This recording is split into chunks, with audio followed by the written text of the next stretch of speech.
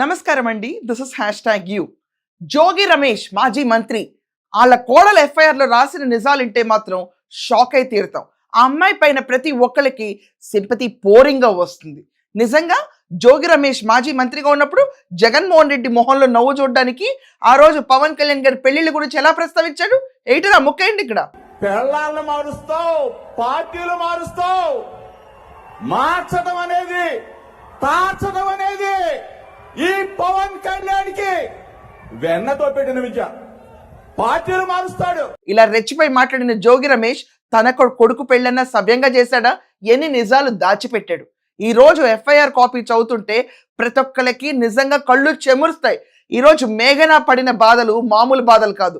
మొత్తం 11 మంది పైన మేఘన కేసు నమోదు చేసింది ఇబ్రహీంపట్నంలో. వాళ్ళ కోడలు మొదటి కొడుకు రాజీవ్ పెళ్లి అంగరంగ వైభవంగా చేద్దామని ఆ కుటుంబ స్థాయి పరిస్థితులన్నీ పక్కన తొక్కి జగన్మోహన్ రెడ్డి వాళ్ళ కార్యకర్తలందరికీ విందులో వినోదాలు అర్పించాలి, ఇంతకంటే గ్రాండ్ వెడ్డింగ్ ఇంకోటి ఉండకూడదని వాళ్ళని తొక్కి నారలాగి 5 నుంచి 6 కోట్ల వరకు పెళ్లి ఖర్చు పెట్టించారంట. దాని తర్వాత కాపురానికి పంపిస్తే అసలు మ్యాటరే లేని జోగి కొడుకు అని బయటకు వస్తున్న వాస్తవాలు. ఏంటి మ్యాటర్ అని మీరు అందరూ అనుకుంటున్నారా? నిజంగానే మ్యాటర్ లేదు అక్కడ. చూసుకుంటే గనక అతను పెళ్ళైన కొత్తలో ఎప్పుడు చూసినా మొబైల్ ఫోన్తోనే బిజీగా ఉండేవాడు అంట. కనీసం సంసారానికి ఐఎమ్ వెరీ సారీ చెప్పడానికి కొంచెం ఇబ్బందిగా ఉంది. I hope you will understand. ఆ అమ్మాయి పిలిచినా కూడా కాపురం చేయడానికి ఇతను నిరాకరించి ఆ అమ్మాయిని అతి దారుణంగా కొట్టేవాడంట. ఇది కాకుండా పెళ్ళైన నెల రోజుల పాటు ఇంట్లో వాళ్ళ బిహేవియర్ నార్మల్గానే ఉన్నా కానీ విచిత్రం ఏంటంటే నెల రోజుల తర్వాత అందరూ మాట్లాడడం మానేస్తారంట అమ్మాయితో. ఇది చాలా షాకింగ్గా అనిపించింది అమ్మాయికి. లిటరలీ గోవా తీసుకెళ్ళి ఆ అమ్మాయిని చంపేద్దామన్న ప్రయత్నాలు కూడా చేశాడంట జోగి కొడుకు. అసలు ఇతను సంసారానికి పనికిరాడనే విషయాన్ని కప్పిపెట్టి పెళ్లి చేసి ఈ అమ్మాయి జీవితం కోసారు. లిటరలీ అట్టనేనో కోసారు. ఎఫ్ఐఆర్లో పేర్కొన్న విషయాలేనండి ఇవన్నీ. ఇది కాకుండా బంగారం వెండి భారీ ఎత్తున కట్నం రూపేణ తీసుకున్నారంట. ఇది కాకుండా క్యాష్ రూపేణ కట్నం తీసుకున్న మాజీ మంత్రి. వీళ్ళకి ఏం తక్కువైనట్టండి? మంత్రిగా ఉన్నప్పుడు కోట్లు కోట్లు సంపాదించాడు. అయినా సరిపోకుండా కోడల్ని హింసించడానికి కట్నాలు కూడా వసూలు చేశారు. ఆ అమ్మాయి నా వల్ల కాదు, ఈ కాపురం చేయలేను, ఇతను మ్యాటర్ లేదు, నా వల్ల కాదు ఈ కుటుంబంతో ఏగటం, మొత్తం అందరూ హింసిస్తున్నారు అని చెప్పి వదిలేసి వెళ్ళిపోయిన తర్వాత పెద్దలందరి మధ్యలో కూర్చోబెట్టి మళ్ళీ తిరిగి కాపురానికి తీసుకొచ్చారంట. పోనీ ఏమన్నా మెడికల్ టెస్ట్లు ఏమన్నా డాక్టరేట్స్ తీసుకుంటే పనికొస్తాడంటే దానికి పనికిరాడని చెప్పి తేల్చి చెప్పేశారంట డాక్టర్లు. ఇదన్నిటిని కప్పిపుచ్చుకోవడానికి ఆ అమ్మాయిని ఒక రూమ్లో పెట్టి లిటరలీ అంటే ఒక అండా సెల్లో పెడతారు చూడండి, లేకపోతే ఏదో తీహార్ జైల్లో పెట్టినట్టు ఆ అమ్మాయిని లోపల ఉంచేసి బయట నుంచి తాళం వేసి అతి క్రూరంగా హింసించాడంటే జోగి కొడుకు.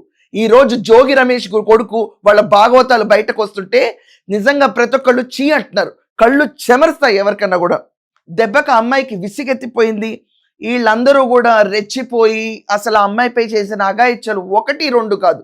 ఎక్కడన్నా కూడా మహిళల దగ్గర కట్నం తీసుకోకూడదు, వరకట్నం అనే నిషేధం అన్నా కూడా మాజీ మంత్రి శుభ్రంగా కట్నం తీసుకున్నాడు. ఇది కాకుండా వాళ్ళ కొడుకు కాపురానికి పనికిరాడని తెలిసిన ఆ అమ్మాయిని పెళ్లి చేసి పండంటి జీవితాన్ని బుగ్గిపాలు చేశాడు. సంవత్సరంలో ఆ అమ్మాయి ఇంకా నా వల్ల కాదు అని చెప్పి ఇంట్లోంచి పారిపోయి లిటరల్లీ బయటకు వచ్చి ఇబ్రహీంపట్నంలో కంప్లైంట్ ఇచ్చింది. సూర్యాపేటకు చెందిన అమ్మాయి మేఘన అండి. ఎంతమంది మీద కంప్లైంట్ ఇచ్చిందంటే ఈ జోగి రమేష్, దాని తర్వాత మనం చూసుకుంటే రమేష్ భార్య శకుంతల, మరిది రోహిత్, ఆఖరికి రమేష్ కొడుకు రాజీవ్ ఎవరైతే కాపురానికి పనికిరాడు, గృహహింస చేశాడు, గోవాలో చంపడానికి ప్రయత్నించాడు, కుటుంబం మొత్తం చాలాసార్లు చంపడానికి ప్రయత్నించింది ఈ అమ్మాయిని. ఎక్కడ వీళ్ళ విషయాలు బయటకు వస్తాయో అని ఇలా ఉన్నారండి. ఏం చెప్తాం ఇంకా ఇతని పైన. దాని తర్వాత పండు రమేష్ బావమర్ది స్వామి, ఆయన భార్య రమ, స్వామి కుమారుడు సంతోష్ పేర్లను కూడా ఈవిడ ప్రస్తావించారు. దీంట్లో ఇతని పైన 85, 109, 318 ఇది కాకుండా 3, 4 సెక్షన్స్ అన్ని ఇతని పైన నమోదని బిఎన్ఎస్ సెక్షన్లు. దెబ్బకి వీళ్ళందరికీ కొంతమందికి మాత్రమే 41 నోటీస్.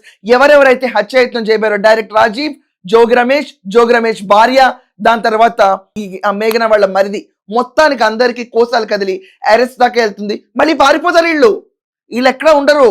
మళ్ళీ బెయిల్ వచ్చేదాకా పారిపోతారు.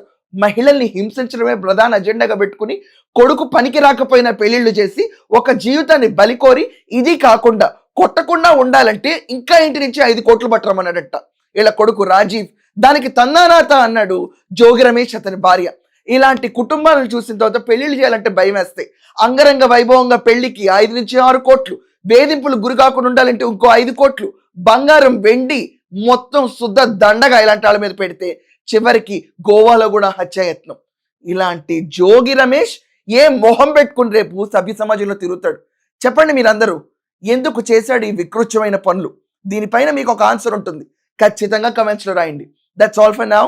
Thank you.